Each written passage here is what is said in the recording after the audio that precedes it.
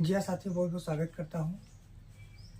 मैं रोहित सर आपको बताएंगे कक्षा 12 के कुछ महत्वपूर्ण टॉपिक। जनन जनन बहुत इम्पोर्टेंट चैप्टर है और ये आपके सिलेबस में पौधे तथा मानव दोनों में जनन पढ़ना है। और कुल मिलाकर के आपको जनन के पुष्पिपाद के में निषेचन की पूर्व घटना, पश्च घटना, इसके बाद मानव में जनन, मानव में भ्रूण परिवर्धन, जनन स्वास्थ्य, यानी कुल मिलाकर के 5, 6, 7 चैप्टर पढ़ना है। तो आज हम इन सभी का निचोड़ बताएंगे। मतलब अगर ये वीडियो देख लेंगे आप लोग लास्ट तक तो आपको ये पता चल जाएगा कि हमको इनमें क्या क्या पढ़ना है और ये सिलेबस कैसे ये बनता है और कैसे हम इसको अच्छे से रिवीजन कर लें। तो ध्यान दीजिएगा, लास्ट तक देखिएगा और आपको पक्का समझ में आएगा। बस जितना बताएं उतना आप लोग कहीं न नोट करते हुए चलिएगा या समझते हुए चलिएगा। तो सबसे पहले जो जनन चैप्टर है, कक्षा 10 में पढ़े होंगे सिर्फ जनन और जीवों में जनन कैसे होता है, यानी उसमें पढ़े थे मानव में जनन, पौधों में जनन और थोड़ा बहुत जनन स्वास्थ्य पढ़े थे। यानी अब उन्हीं का थोड़ा सा एकदम मतलब कि ब्रॉड करके माने बड़ा करके अलग अलग यूनिट कक्षा 12 में देता है। देखिए सिलेबस जो होता है 10-12 का लगभग मैचिंग होता है। तो चलिए बिना समय गंवाए शुरू करते हैं। जनन। तो सबसे पहले जनन का परिभाषा तो आप सभी लोग जानते हैं क्या है। आपको 10 वाले भी पढ़ सकते हैं, बड़े आराम से 10 वाले पढ़ सकते हैं, उनको पता चल जाएगा। आपको पता है कि जितने भी प्राणी होते हैं वो अपने जैसे नए संतान को उत्पन्न करते हैं या नए संतान को जन्म देते हैं, पैदा करते हैं, वो जनन कहलाता है। और जो जनन की प्रक्रिया होता है यह जंतु, पादप और सूक्ष्म जीव सभी में होता है। जंतुओं में भी होता है, पादपों में भी होता है और सूक्ष्म जीवों में भी होता है। तो यानी अपने जैसे नए संतान उत्पन्न जंतु भी करता है, पादप भी करते हैं, सूक्ष्म जीव करते हैं। तो यानी परिभाषा क्या होता है, अपने जैसे नए संतान को जन्म देने की प्रक्रिया क्या कहलाती है, जनन कहलाती है। अपने जैसे नए संतान को जन्म देने की, पैदा करने की, उत्पन्न करने की प्रक्रिया जनन कहलाती है। तो आपको पता है कि जनन कितने प्रकार के होते हैं। सभी लोगों को पता है कि जनन 2 प्रकार के होते हैं। पहला क्या होता है, अलैंगिक जनन। और दूसरा क्या होता है, लैंगिक जनन। पहला अलैंगिक जनन, दूसरा क्या होता है, लैंगिक जनन। तो अलैंगिक जनन की कई विधियां होती हैं। जैसे क्या होता है, जैसे द्विखंडन, बहुखंडन, मुकुलन, ठीक, पुनरुद्भवन। फिर इसके बाद होता था क्या बोलते, खंडी भवन, कायिक जनन। यानी इस प्रकार से इसके कई विधियां होती हैं। और लैंगिक में जो होता है, सबसे पहले लैंगिक में 2 जनक पाए जाते हैं, एक नर दूसरा मादा। ठीक, लैंगिक जनन में 2 जनक होते हैं, एक नर तथा दूसरा मादा। और लैंगिक जनन में क्या होता है, निषेचन की प्रक्रिया होती है। क्या होती है, निषेचन की प्रक्रिया होती है। फिर युग्मनज बनता है, फिर भ्रूण का निर्माण होता है। और ये भ्रूण निर्माण की क्रिया कौन सी विभाजन से होती है, अर्धसूत्री विभाजन से होती है। समझ में आ गया कि नहीं। लैंगिक जनन में 2 युग्मक पाए जाते हैं, एक नर दूसरा मादा। और इन दोनों युग्मक जब आपस में मिलते हैं तो इसे हम निषेचन कहते हैं। और निषेचन के बाद जब युग्मनज बनता है, जाइगोट बनता है, तब अर्धसूत्री विभाजन से क्या होता है, संतान बनते हैं। और ये अर्धसूत्री विभाजन होता है लैंगिक जनन में। और समसूत्री विभाजन किसमें होता है, अलैंगिक जनन में। तो कक्षा 10 में एक इम्पोर्टेंट टॉपिक है, 3 नंबर का आपका प्रश्न पूछा जाएगा, लैंगिक तथा अलैंगिक जनन में अंतर। तो आप लोग यहीं पर देख लीजिए, लैंगिक जनन एक तरफ डालिएगा, एक तरफ अलैंगिक जनन, या ऐसे ही डाल दीजिए, एक तरफ अलैंगिक एक तरफ लैंगिक। तो आप यही लिखिएगा कि इसमें युग्मक नहीं बनती और इसमें 2 युग्मक बनते हैं, नर तथा मादा। इसमें निषेचन नहीं होता, इसमें निषेचन की प्रक्रिया होती है। इसमें युग्मनज नहीं बनता, इसमें युग्मनज की प्रक्रिया। चलिए लैंगिक जनन के चरण के बारे में बात करते हैं। लैंगिक जनन के कौन कौन से चरण होते हैं, यानी कि मतलब लैंगिक जनन जो होता है वह कितने चरणों में कंप्लीट होता है। तो इसके जो चरण होते हैं, लैंगिक जनन के जो स्टेप होता है उसके 3 स्टेप होते हैं। ये 3 चरणों में कंप्लीट करता है। पहला क्या होता है, निषेचन की पूर्व घटना। निषेचन की पूर्व घटना यानी कहने का मतलब क्या, निषेचन के पहले, माने निषेचन के पहले कौन कौन से घटना होती है। फिर क्या होता है निषेचन, ठीक है। निषेचन के पहले क्या होता है, फिर निषेचन क्या होता है, इसके बाद निषेचन की पश्य घटना। निषेचन की पश्य घटना। अब बहुत से बच्चे होंगे, निषेचन का मतलब क्या होता है।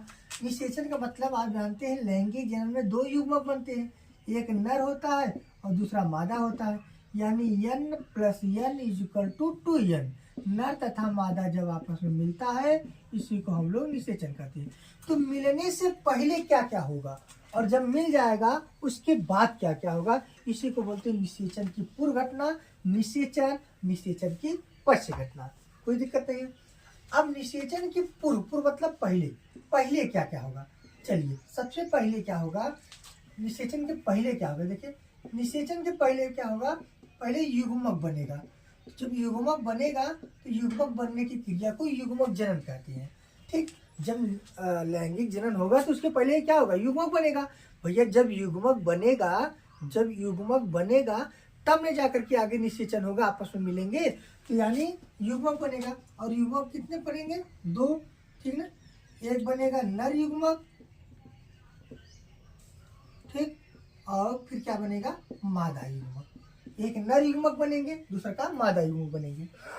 अब जब दोनों युग्मक बन जाएगा, दोनों युग्मक बन जाएगा तब क्या होगा, तब क्या होगा, युग्मक स्थानांतरण। युग्मक स्थानांतरण। अभी देखिए निषेचन नहीं हुआ, दोनों आपस में मिले नहीं है। अब एक युग्मक इसके पास जाएगा, मतलब नर वाला चाहे मादा के पास जाएगा और मादा वाला कभी नर के पास नहीं जाता है। यानी एक प्रश्न आपका यही बन गया, बताइए निषेचन के दौरान कौन से युग्मकों का स्थानांतरण होता है। तो निषेचन के बाद मतलब निषेचन के लिए नर युग्मक का स्थानांतरण होता है। तो युग्मकों के स्थानांतरण को हम क्या बोलते हैं, गैमीट, गैमीट ट्रांसफर। क्या बोलते हैं, गैमीट ट्रांसफर बोलते हैं, युग्मक स्थानांतरण बोलते हैं। इसके बाद निषेचन हो जाता है, यानी कि नर मादा के पास जाता है और ये आपस मिलते हैं, तो यानी निषेचन की क्रिया कंप्लीट हो जाती है। यहाँ तक कोई दिक्कत नहीं है। निषेचन की पूर्व घटना, निषेचन समझ में आ गया। अब क्या होगा, निषेचन की पश्य घटना, यानी निषेचन के पश्चात, निषेचन के बाद क्या होगा। निषेचन के पश्चात क्या होता है भैया, आपको बता दें, निषेचन के पश्चात भ्रूण का निर्माण होता है। किसका, भ्रूण का निर्माण। निषेचन के पश्चात क्या होता है, भ्रूण का निर्माण होता है, माने कि formation of embryo. Formation of embryo कहने का मतलब भ्रूण का निर्माण होता है निषेचन के बाद। निषेचन के बाद क्या होता है, भ्रूण का निर्माण होता है, ठीक है। यहाँ तक कोई दिक्कत नहीं। ये तो हो गए लैंगिक जनन के चरण। अब इसी पर पूरा आपका ये निर्भर करता है, पुष्पी पादपों में लैंगिक जनन की पूर्व घटना, पश्य घटना, मानव में जनन, मानव में भ्रूणी परिवर्धन और एक जनन स्वास्थ्य नामक चैप्टर होता है। अगर हम बात करें इसी पर लैंगिक जनन पर, लैंगिक जनन जैसे हम कहते हैं मानव में लैंगिक जनन, अगर मानव में लैंगिक जनन देखेंगे तो निषेचन की पूर्व घटना होगा तो युग्मक जनन होगा। तो युग्मक जनन में नर युग्मक बनेगा, तो नर युग्मक को हम लोग क्या बोलते हैं, शुक्राणु बोलते हैं। क्या बोलते हैं भैया, शुक्राणु। और शुक्राणु जो होता है बनता है वो किस विभाजन से बनता है, अर्धसूत्री विभाजन से, और इसी प्रक्रिया को हम लोग बोलते हैं शुक्र जनन। 1 नंबर का प्रश्न तैयार। पूछा जाए शुक्र जनन किसे कहते हैं, कह दीजिए वृषण के जननी कुपकला पर अर्धसूत्री विभाजन से शुक्राणु बनने की क्रिया को शुक्र जनन कहते हैं, या अर्धसूत्री विभाजन से शुक्राणुओं के निर्माण को शुक्र जनन कहते हैं। ये तो नर युग्मक बन गया मानव में। मादा की बात करें तो अंडाणु होता है, और अंडाणु भी अर्धसूत्री विभाजन से बनेगा, तो इस क्रिया को हम बोलेंगे अंड जनन। बताइए युग्मक बना कि नहीं बना। अब नर युग्मक का स्थानांतरण होगा मादा युग्मक के पास, यानी संभोग के दौरान जो शुक्राणु होती हैं वो गर्भाशय पहुंचते हैं, और गर्भाशय में जाकर के अंडवाहिनी में क्या करते हैं, अंडाणुओं के साथ मिल जाते हैं। तो नर युग्मक अंडाणु के पास गया है, यानी कि इस क्रिया को हम क्या बोलते हैं, युग्मक स्थानांतरण। क्या बोलते हैं, युग्मक स्थानांतरण। और जब आपस में मिलता है तो उस क्रिया को हम लोग बोलते हैं निषेचन। क्या बोलते हैं? निषेचन। अब निषेचन के पश्चात क्या होगा? भ्रूण का निर्माण होगा। अब बहुत से बच्चे जानना चाहेंगे कि भ्रूण क्या होता है, व्हाट इज एम्ब्रियो। देखिए, जब बच्चा गर्भ में, यानी कि जब उसकी फॉर्मेशन होती है, वो बनता है, बच्चा जब पेट में बनता है तो उस क्रिया को भ्रूण उद्भव कहते हैं या भ्रूण का विकास कहते हैं। वही जब भ्रूण बाहर निकलता है, यानी पैदा होता है, जन्म लेता है, तो उसी को हम क्या बोलते हैं? शिशु बोलते हैं, संतान बोलते हैं। ठीक है ना। अब भ्रूण बनने की क्रिया, तो मानव में जब निषेचन की पश्चात घटना होगी तो सबसे पहले युग्मनज बनेगा। निषेचन के बाद क्या बनता है? युग्मनज बनेगा। फिर इसके बाद एक स्टेज होता है, उसका नाम मारुला होता है। फिर ब्लास्टुला होता है, ब्लास्टुला होता है। फिर गैस्टुला होता है। फिर क्या होता है? गैस्टुला होता है। अब गैस्टुला के बाद क्या होता है? शिशु का निर्माण हो जाता है। गैस्टुला से क्या बनते हैं? शिशु बनता है। और यह क्रिया होता है 266 दिन या 270 दिन में कंप्लीट होता है। 266 दिन या 270 दिन में यह क्रिया कंप्लीट होती है। समझ में आ गया नहीं? तो ये हो गया मानव में जन्म। किसी कोई दिक्कत नहीं है। और आपको पढ़ना क्या है? मानव में जन्म में आपको पढ़ना है कि मानव का जननांग कौन कौन से है, प्राथमिक जननांग कौन है, द्वितीयक जननांग कौन है, वृषण क्या होता है, इसके बाद मादा जननांग, अंडाशय, गर्भाशय क्या होता है, इसके बाद शुक्राणु क्या होते हैं, अंडाणु क्या होते हैं, इसके बाद कैसे निषेचन होता है, मारुला, ब्लास्टुला, गैस्टुला, गैस्टुला शिशु कैसे बनता है, आर्तव चक्र क्या होता है, इन सभी के बारे में एक एक करके चर्चा करेंगे। तो ये बेस है एक प्रकार का, आपको इसको जानना बहुत जरूरी है। अगर हम आपको यही कह दें कि पौधे में लैंगिक जनन कैसे होता है, तो आपको पौधे में लैंगिक जनन पढ़ने के लिए क्या करेंगे? पहले इसके बाद पहले आप समझेंगे कि कैसे इनमें होता है पौधों में लैंगिक जनन। सेम प्रोसेस है, ध्यान दीजिएगा। यहाँ पर पादप, अब कैसे पादप? पुष्पी पादप, या इसी को बोलते हैं आवृत बीजी पादप। क्या बोलेंगे? आवृत बीजी पादप बोलेंगे। समझ में? आवृत बीजी मतलब जिनमें पुष्प लगता है, फल लगता है, बीज का निर्माण होता है, युग्मक बनते हैं, वो सब आवृत बीजी के लक्षण होते हैं। आवृत बीजी पादप माने वे पादप जिनमें पुष्प लगे, फल लगे, बीज लगे, माने बीज उसमें आए और युग्मक का निर्माण हो, आवृत बीजी होते हैं। और जिनमें ये सब नहीं होता उसे हम क्या बोलते हैं? अनावृत बीजी। अब देखिए, इसमें सबसे पहले निषेचन की पूर्व घटना में युग्मक बनेगा। और युग्मक क्या होता है? नर परागकण। परागकण को नर युग्मक कहते हैं या इसी को लघु बीजाणु कहते हैं। और लघु बीजाणु बनने की क्रिया को लघु बीजाणु जनन कहते हैं। बहुत इंपॉर्टेंट टॉपिक है, अंतर पूछा जाता है। लघु बीजाणु जनन, गुरु बीजाणु जनन। अगर आपको देखना है तो हमारे इस वीडियो में देखिएगा, कहीं देखिएगा, ऑफलाइन हम पढ़ाए हैं, वहाँ पर देख लीजिएगा। और यहाँ पर ये होता है भ्रूण कोश। याद रखिएगा, हमने कोश कहा है, कोश नहीं कहा है।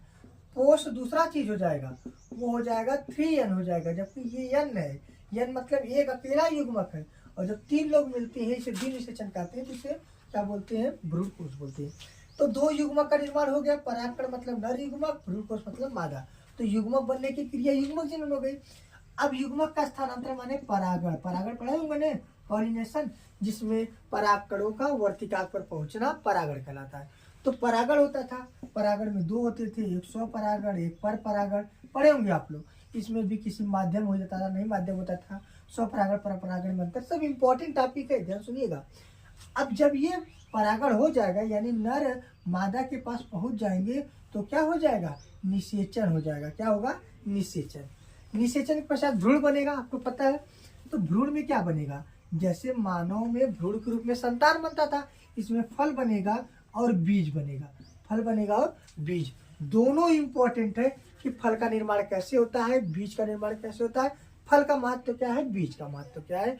ये हो गया पौधे तथा मानव में लैंगिक जनन। तो हम आपको एक एक करके भैया इन सभी के बारे में चर्चा करेंगे।